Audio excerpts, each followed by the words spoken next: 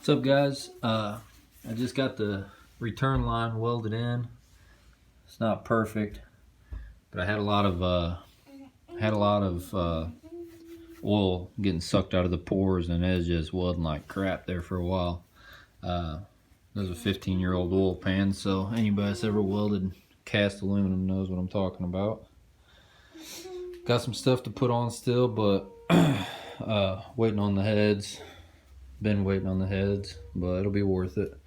There is one thing I wanted to point out, other than the extra thousandths on the bearings needing clearance.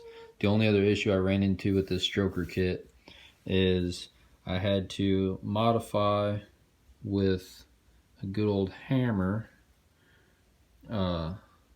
clearance for the crank, or the connecting rod bolts, I'm sorry.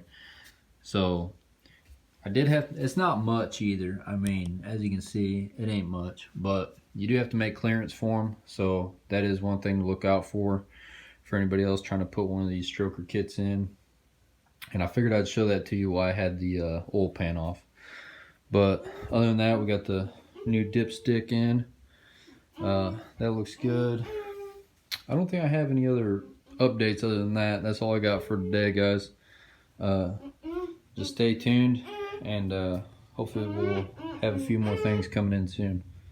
Peace.